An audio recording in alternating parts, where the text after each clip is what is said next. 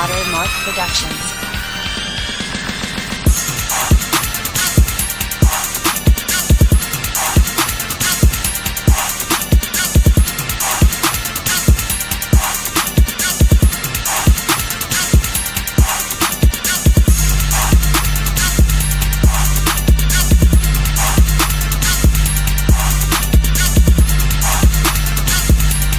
So I was just watching highlights of this game the other day. You probably know what game I'm talking about. And shout out to Go Factory Clips. Please follow, like, and subscribe. Go Factory Clips. House of Highlights. I mean, you can't really go wrong. I'm not going to tell you to go against one another. They're both amazing. They're both pretty timely. Hell, ESPN and NBA have been having to condense their highlights because of those two. So those guys are if you want me to be honest, like the pioneers of highlight videos from what I've seen. Now, with that being said, this game, I remember watching this with my grandmother, and I always, God rest Joel and soul, I always understand, like, my grandfather is the one who watches sports with us, obviously, and not going, it's none sexist. It was just, it was just old school. Mamie was old school. She would watch sports with us, but she was more so of a Razorbacks fan of anything. But when she watched sports, she didn't have no, she was a, what we call a casual fan. Whereas we were the parkour fans, right? And even then, we just watch it for a good game. I didn't have any dogs in this fight. You know what I mean? And and I just remember Steph Curry just going off.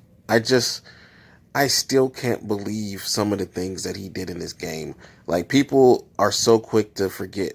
Like, Steph Curry, when he was in MVP form, was truly something to marvel and truly something to look at. Now, Kevin Durant stepped up, and Kevin Durant being fouled out, I do remember they should have won this game. The Thunder. I'm talking about the Thunder now. The Thunder should have won this game. By no stretch of the means should they have lost. But Steph Curry came out there shooting like a beast. Klay Thompson didn't even make his first three-pointer. Excuse me. My bad. He didn't even make his first three-pointer until the second half. But they mattered. You know what I mean? Like, and I feel like this is the game right here that made that nigga say, Kevin Durant say, I quit. It is. If you look at it, like, when he when he just throws the ball up, you know it was going in. It was one of those games. You know what I mean? Like, if you look at Go Factory Clips right now, it's one of its highest rated for a reason. It's one of its highest rated for a reason. Like, dude was just practicing all sorts of these crazy shots, and that just goes to show you, like, man, 2016 NBA season was dope. Like, I seen a meme. We got this game, probably the best regular season game I've ever seen. Oh, and on top of that, these guys linked up in the playoffs. And I think this game and in that series is what made KD be like, you know what? I cannot beat these niggas. I'm gonna join these niggas, and we gonna take over.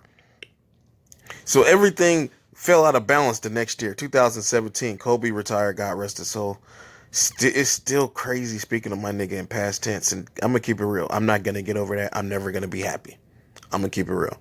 I'm gonna watch NBA, and I'm gonna be so satisfied and lit when I see Steph Curry play again. But if LeBron James can, pull the Lakers' heads out their asses. I see Kyle Kuzma we barely beat a reserved Nuggets team, but the Nuggets are pretty loaded, man. Shit, to their defense. And on top of that, we outscored them every quarter except for the third, and we still led by one. So it's not like it wasn't a winnable game, but them niggas wasn't playing. You know what I mean? Hell, are we roasting the Bucks for barely beating the Brooklyn Nets? Are we doing that? No. So can we keep the same energy?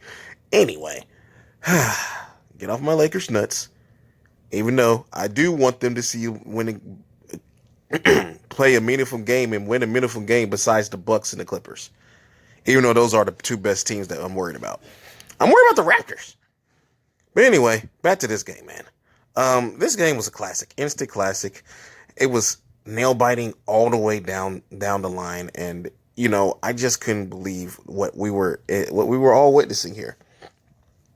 This has to be probably the best game that I've ever seen, and even though I'm talking about the regular season last, and the prelude to a 7-game series that Oklahoma City, I knew they remembered this in the back of their head because they obviously did. They jumped out to a 3-1 series lead.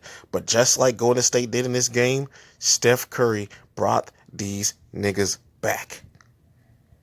And he hit them niggas with a dagger. Klay Thompson hit niggas with daggers. They didn't know what to do with Klay. They had no idea what to do with Klay Thompson. So, you know what I mean? Before we forget, and how little, do we forget? Steph Curry's the fucking man, dude. Steph Curry's the fucking man. He is the only NBA player in history, not Michael Jordan, not Kobe Bryant, God rest his soul, not even LeBron, to be voted unanimous MVP. And I think he would have had it the year before, but Shaq and I forgot what other Hall of Famer was like, nah. Might have been Magic, but just because they didn't want him to go away with a clean sweep.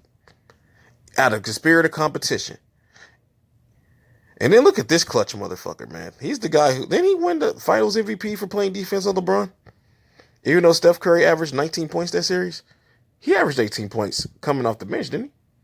Like, I don't think enough praise to, yeah, I'm glad I'm making this video, and I'm making this long. Andre Iguodala's a beast, as he hit the Kobe MJ shrug.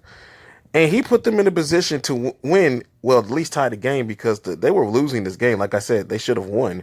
But he drew that foul, and Steph Curry continued his tear, and he drew a foul to KD, and he was making shots over his arch enemy / good friend, Russell Westbrook. Russell is breaking the thunder. Me.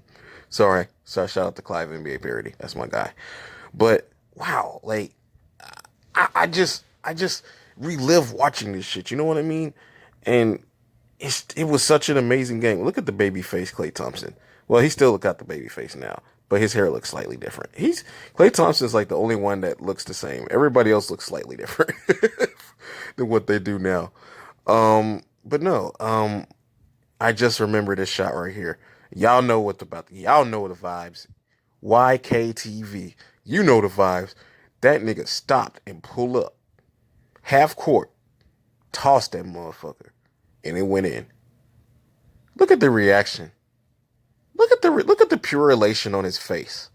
Like he know he's a bad man. That man's a bad man. And it's crazy that I'm a Lakers fan. Really, I couldn't help but mark out over this Warriors moment. Like, don't get me wrong. The previous best moment in Warriors history, before this dynasty, all that shit, was probably when y'all beat the Mavericks. I was there. I seen that shit too. And even then, it's mutual, because Snoop Dogg is a well-known Lakers fan, and he was wearing his Warriors shit. Clippers fan George Lopez, like, listen, we may beef with each other, but I'm gonna keep it real. If the Kings found a way, especially because we screwed them in 02, we did. Well, Tim Donaghy did, but we paid him too. But otherwise, if they would have paid him, we would have got screwed. So let's blame Tim Donaghy. Fuck Tim Donaghy. But jokes aside, this is probably the best moment I've seen in Warriors history. Obviously, the championships are bigger, and they're going to laugh me out the building for saying that. But this game right here is what let me know that Steph Curry was special. This game right here was like KD was like, nah, bro, I'm good. I'm leaving. I'm leaving. I'm getting the fuck out of it. If we can't beat these niggas in the series, I'm done. Donezo. And look at Russell Westbrook trying to make this, and I'm trying to make the game winning me, like Kyrie Crutch Irving. But nah, look how happy Anderson Varejao was. Like, dude was gonna win 2 back-to-back wins. Like, but hey, there's also preludes to 3-1 to 3-1 leads. How y'all both 3-1 leads? Come on now. Moderate Mark Productions.